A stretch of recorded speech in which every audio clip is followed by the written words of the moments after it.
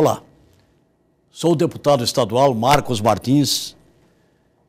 Gostaria de agradecer nossos convidados para o programa de hoje. A Assembleia convida os instrutores de Tai Chi Chuan, Carlos Jorge Salaverry e Rita de Cássia Lourenço, que vieram participar desse programa para trazer esse assunto que é tão importante e tão atual no mundo e agora também no Brasil.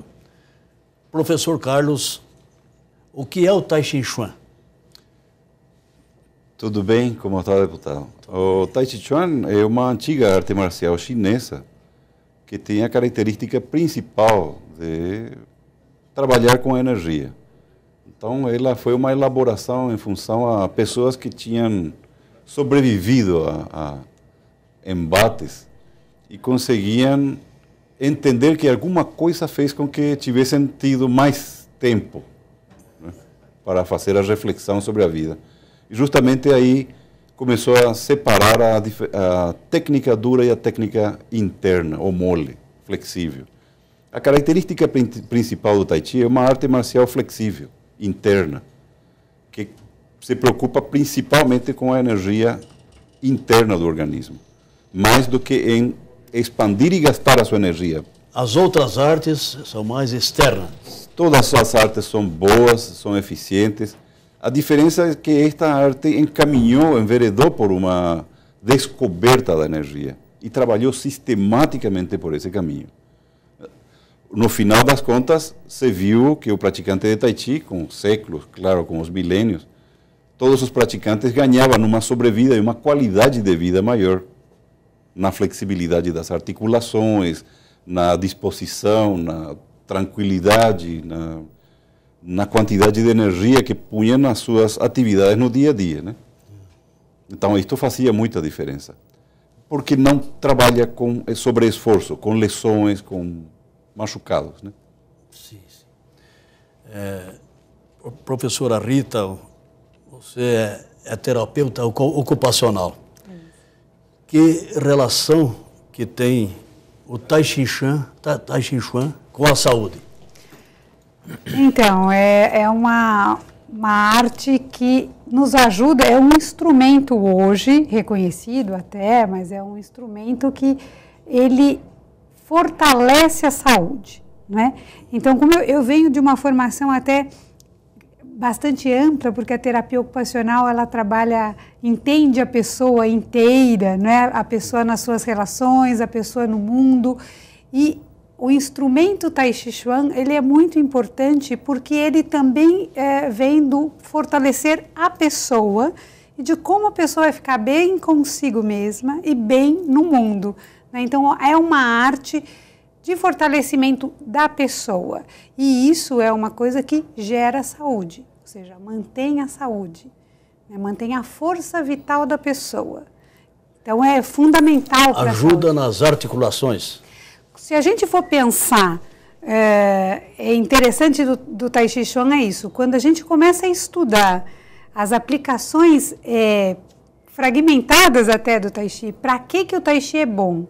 O fato de trabalhar sem sobrepeso, sem impacto, é uma atividade sem impacto, ele fortalece profundamente as articulações. Elas mantêm a sua flexibilidade sem impacto, sem lesão, não é? Então, ele é fundamental. E aí a gente tem estudos, muitos fora do Brasil e agora até no Brasil, de estudos médicos mesmo, estudos clínicos, que mostram da importância do Tai Chi, primeiro para preservar as articulações, mas na sua aplicação para pessoas que já têm algum comprometimento articular, artrites, artroses, e aí há estudos da comprovação de que a prática do Tai Chi Chuan faz com que a pessoa então recupere a vitalidade das suas articulações, entendo algum desses problemas.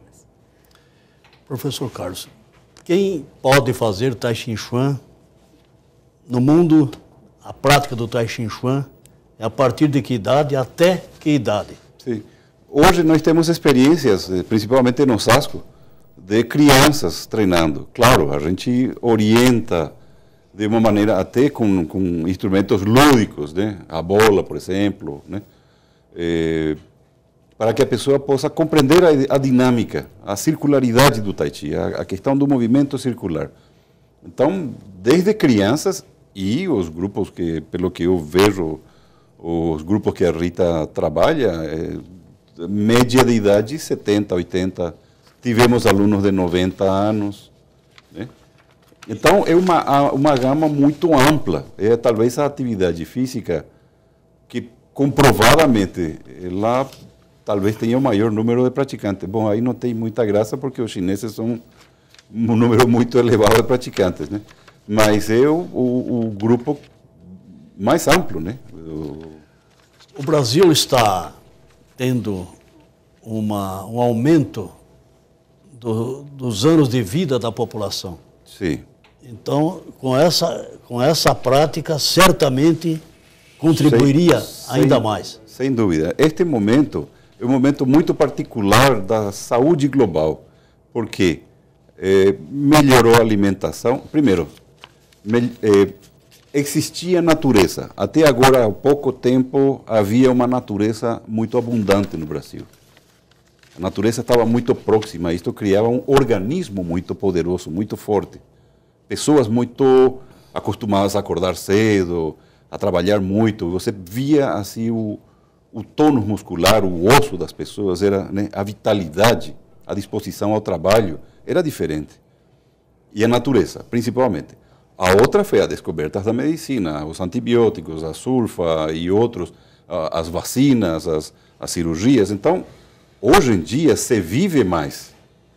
A questão do Tai Chi, ele é como que vem a dar um extra, um plus a mais, dá um elemento a mais, que é a pessoa ser autônoma, não dependente, não paciente. Ele é um agente da sua própria saúde. Porque estar em contato com o seu corpo permite descobrir qualquer desequilíbrio dentro do organismo antes que ele se manifeste fisiologicamente. O grande lance do Tai Chi talvez é sentir antes de que a coisa aconteça. Pequenos sinais que o corpo dá, e que hoje falam assim, não, é coisa da tua cabeça. Em realidade, é coisa do teu corpo e da tua cabeça. É um sinalzinho que o corpo envia e fala assim, opa, tem alguma coisa que não está bem aqui. Então, essa característica de você trabalhar a prevenção antes de que isso vire um grande mal, é o fundamental, talvez, em nossa época. Vamos viver mais, mas qual é a qualidade desse tempo? Qual é a vitalidade desse tempo? Esta é a questão, talvez, né? Então, nós conseguimos aprovar aqui na Assembleia o Dia Estadual do Tai Chi Chuan, que é para que se lembre, se pratique durante esse período. Eu queria saber da nossa convidada Rita, aonde se pratica Tai Chi Chuan aqui no estado de São Paulo? Olha, a gente tem muitas escolas, né, que praticam no estado inteiro. Em São Paulo é um centro, né, que sempre teve grandes mestres, a gente teve a facilidade e a felicidade de ter grandes mestres chineses, inclusive residentes na cidade, e que formaram muita gente. Portanto, São Paulo tem aí uma cultura de ter um número grande de professores de Tai Chi Chuan e que se espalharam. Então, a gente tem notícia, a gente conhece escolas de Tai Chi Chuan pelo interior de São Paulo, né? Fora do São Paulo também existem escolas, né, em outros estados também tem grandes grupos de praticantes, mas no estado de São Paulo a gente tem uma difusão importante de praticantes de Tai Chi Chuan.